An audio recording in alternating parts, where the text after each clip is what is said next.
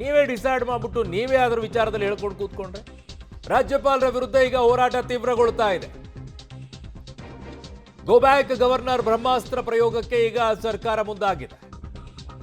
ರಾಜ್ಯಪಾಲರನ್ನ ವಾಪಸ್ ಕರೆಸಿಕೊಳ್ಳಿ ಅನ್ನುವಂತ ಕೂಗು ಈಗ ಜೋರಾಗಿ ಎದ್ದೇಳ್ತಾ ಇದೆ. ಇವತ್ತಿನ ಸಂಪುಟ ಸಭೆಯಲ್ಲಿ ಮಹತ್ವದ ಚರ್ಚೆ ಸಾಧ್ಯತೆ ಇದೆ. ಹಲವು ಸಚಿವರಿಂದ ನಿರ್ಣಯ ಅಂಗೀಕಾರ ಮಾಡುವಂತೆ ಸಿಎಂಗೆ ಈಗ ಒತ್ತಡ ಕೇಳಿ ಬರ್ತಾ ಇದೆ. ರಾಜ್ಯ ಸರ್ಕಾರ ವರ್ಸಸ್ ರಾಜ್ಯಪಾಲರು ದೊಡ್ಡ ಮಟ್ಟದ ಸಂಘರ್ಷಕ್ಕೆ ಈಗ ನಾಂದಿ ಹಾಡ್ತಾ ಇರುವಂತದ್ದು. ಸಂವಿಧಾನದ ಆರ್ಟಿಕಲ್ 176 ಅಲ್ಲಿ ಏನ್ ಹೇಳುತ್ತೆ, 75, 76 ಎಲ್ಲವೂ ಕೂಡ ಅದಕ್ಕೆ ಮೆನ್ಷನ್ ಆಗುತ್ತೆ. ಅದ್ರಲ್ಲಿ ಏನು ಹೇಳುತ್ತೆ ಸ್ಪಷ್ಟವಾಗಿ, ಸರ್ಕಾರ ಕೊಟ್ಟಿರುವಂತ ಭಾಷಣವನ್ನ ಓದಬೇಕು, ಅವರ ವೈಯಕ್ತಿಕವಾಗಿರುವಂತ ಭಾಷಣವನ್ನ ಅಲ್ಲಿ ಏನು ಕೂಡ ಪ್ರಸ್ತಾಪ ಮಾಡಬಾರದು ಅಂತಿದೆ. ಆಮೇಲೆ ಕಡ್ಡಾಯವಾಗಿ ಓದಲೇಬೇಕು ಅಂತಿದೆಯಾ? ನನ್ನ ಸಹೋದ್ಯೋಗಿ ಈಗ ಪೊಲಿಟಿಕಲ್ ಬ್ಯೂರೋ ಹೆಡ್ ಆಗಿರುವಂತ ರವೀಶ್ ನನ್ನ ಸಂಪರ್ಕಕ್ಕೆ ಸಿಗ್ತಾ ಇದ್ದಾರೆ. ರವೀಶ್, ಈ ವಿಚಾರದಲ್ಲಿ ಈಗ ಕಾಂಗ್ರೆಸ್ನವ್ರು ಕೇಳ್ತಾ ಇರುವಂತ ಎಲ್ಲಾ ಪ್ರಶ್ನೆಗಳಿಗೂ ಕೂಡ ಸುಪ್ರೀಂ ಕೋರ್ಟ್ನಲ್ಲಿ ಕೇಳಬೇಕಾಗಿರೋದು.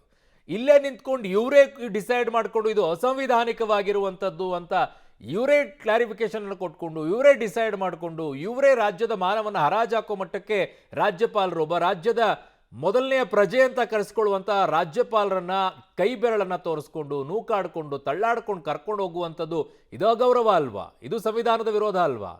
ಎಲ್ಲಿ ಕೇಳಬೇಕಾಗಿದೆ ರಾಜ್ಯ ಸರ್ಕಾರ ಪ್ರಶ್ನೆಯನ್ನ? ಸುಪ್ರೀಂ ಕೋರ್ಟ್ನಲ್ಲಿ ತಾನೆ. ಅರುಣ್, ಇದನ್ನ ಪ್ಯೂರ್ಲಿ ಪಾಲಿಟಿಕ್ಸ್ ಅಂತ ಹೇಳ್ಬೋದಾಗಿದೆ. ಅಂದ್ರೆ ಸಂಘರ್ಷದ ಹಾದಿಯನ್ನ ಹಿಡಿತೇವೆ ಅನ್ನೋ ಸ್ಪಷ್ಟವಾದ ಸಂದೇಶವನ್ನ ನಿನ್ನೆ ಕೂಡ ಕೊಡಲಾಗಿತ್ತು. ಓಕೆ, ವಾಪಸ್ ಬರ್ತೀನಿ ರವೀಶ್, ನಿಮ್ಮ ಧ್ವನಿ ಸರಿಯಾಗಿ ಕೇಳಿಸ್ತಾ ಇಲ್ಲ, ವಾಪಸ್ ಬರ್ತೀನಿ ನಿಮ್ಮ ಹತ್ರ.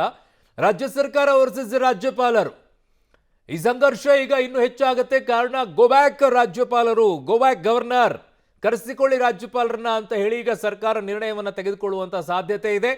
ಆ ನಿಟ್ಟಿನಲ್ಲಿ ಈಗ ಹೋರಾಟವನ್ನ ಕೂಡ ಮಾಡೋಕೆ ನಿರ್ಣಯವನ್ನ ತೆಗೆದುಕೊಳ್ತಾ ಇದ್ದಾರೆ ಕಾಂಗ್ರೆಸ್ನವರು. But is it A fair? ಇದು ಸರಿನಾ? ಜಂಟಿ ಅಧಿವೇಶನಕ್ಕೆ ಬರಬೇಕಾಗಿತ್ತು, ಬಂದ್ರು. ಅಧಿವೇಶನ ಆರಂಭ ಆಗಬೇಕಾಗಿತ್ತು, ಅದಕ್ಕೆ ಉದ್ದೇಶಿಸಿ ಒಂದು ಮಾತನಾಡಿದ್ರು, ಸರ್ಕಾರದ ಪರವಾಗಿ ಮಾತನಾಡಿದ್ರು. ನೀವು ಹೇಳಿದ್ದನ್ನೇ ಓದಬೇಕು ಅಂತ ಇದೆ. ಅದು ಅದರಲ್ಲಿರುವಂಥದ್ದು ಏನು? ಸರ್ಕಾರದ ಭಾಷಣ ಓದದ ರಾಜ್ಯಪಾಲರು, ತಾವೇ ತಯಾರು ಮಾಡಿದ ಭಾಷಣವನ್ನ ರಾಜ್ಯಪಾಲರು ಓದಿದ್ದಾರೆ ಅನ್ನುವಂಥ ಆರೋಪವನ್ನ ಮಾಡ್ತಾ ಇದ್ದಾರೆ. ಇದು ಸಂವಿಧಾನದ ಉಲ್ಲಂಘನೆ ಅಂತ ಸಿಎಂ ಸಿದ್ದರಾಮಯ್ಯನವರು ಹೇಳಿದ್ದಾರೆ. ಈ ಭಾಷಣನೇ ಮಾಡಿಲ್ಲ ಅಂತ ಹೇಳಬೇಕಾದ್ರೆ ಅವರೇ ಏನು ಓದಿದ್ರಲ್ಲಿ? ಒಂದೇ ಲೈನ್ ಹೇಳಿದ್ದು. ಬೇಕಿದ್ರೆ ಅದನ್ನ ರಿಪೀಟ್ ಇನ್ನೊಂದ್ಸಲ ಕೇಳಿಸ್ಬೋದು ನಾವು, ರಾಜ್ಯಪಾಲರು ಏನು ಹೇಳಿದ್ದಾರೆ ಅನ್ನೋದನ್ನ, ರಾಜ್ಯಪಾಲರು ಮಾತನಾಡಿದ್ದೇನು ಅನ್ನುವಂಥದ್ದನ್ನ. ಮೊದಲು ಮುಖ್ಯಮಂತ್ರಿ ಏನು ಹೇಳಿದ್ದಾರೆ ನೋಡೋಣ. ರಾಜ್ಯಪಾಲರು ಕೇಂದ್ರ ಸರ್ಕಾರದ ಕೈಗೊಂಬೆಯಂತೆ ವರ್ತಿಸಿದ್ದಾರೆ.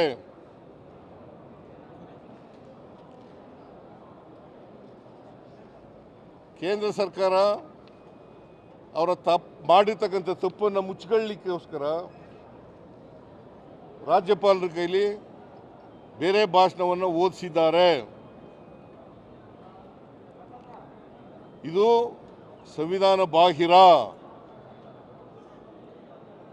ಸಂವಿಧಾನದ ಉಲ್ಲಂಘನೆ.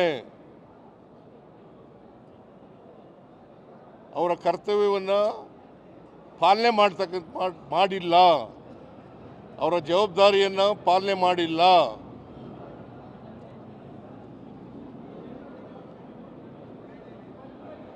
ನಾವು ಓದಿರ್ತಕ್ಕಂಥ ಭಾಷಣ ಈಗಾಗಲೇ ಎಲ್ಲ MLAಗಳಿಗೆ MLCಗಳಿಗೆ ಡಿಸ್ಟ್ರಿಬ್ಯೂಟ್ ಮಾಡಿದ್ದೀವಿ. ನಾವು ತಯಾರು ಮಾಡಿದಂಥ ಭಾಷಣ, ಸರ್ಕಾರ ಕ್ಯಾಬಿನೆಟ್ ತಯಾರು ಮಾಡಿದಂಥ ಭಾಷಣನ ಎಲ್ಲ MLAಗಳಿಗೆ MLCಗಳಿಗೆ ಡಿಸ್ಟ್ರಿಬ್ಯೂಟ್ ಮಾಡಿದ್ದೀವಿ. ಅದು ನಾನು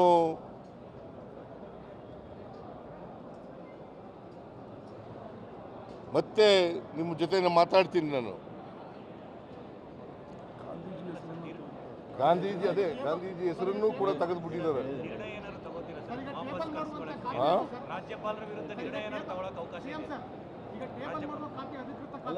ಇಲ್ಲ, ನಾವು ಕೋರ್ಟ್ಗೆ ಹೋಗ್ಬೇಕು, ಸುಪ್ರೀಂ ಕೋರ್ಟ್ನಲ್ಲಿ ಮೊಕದ್ದಮೆಯನ್ನು ಹೂಡಬೇಕು ಬೇಡವೋ ಅಂತಕ್ಕಂಥದ್ದನ್ನು ವಿಚಾರ ಮಾಡಿ ನಿಮಗೆ ತಿಳಿಸ್ತೀನಿ.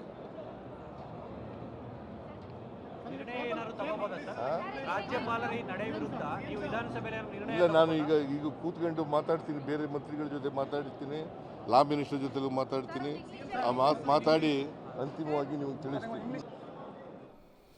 ಸೊ ಇದು ಮಾನ್ಯ ಮುಖ್ಯಮಂತ್ರಿಗಳು ಕೇಂದ್ರ ಸರ್ಕಾರದ ಸೊ ರಾಜ್ಯಪಾಲರ ವಿರುದ್ಧವಾಗಿ ಸುಪ್ರೀಂ ಕೋರ್ಟಿಗೆ ಹೋಗಬೇಕಾ ಬೇಡವಾ ಅನ್ನುವಂಥ ನಿರ್ಣಯವನ್ನ ಮಂತ್ರಿಗಳ ಜೊತೆಗೆ ಕೂತ್ಕೊಂಡು ತೆಗೆದುಕೊಳ್ತೀವಿ ಅನ್ನುವಂಥ ಮಾಹಿತಿಯನ್ನ ಕೊಡ್ತಾ ಇದ್ರು.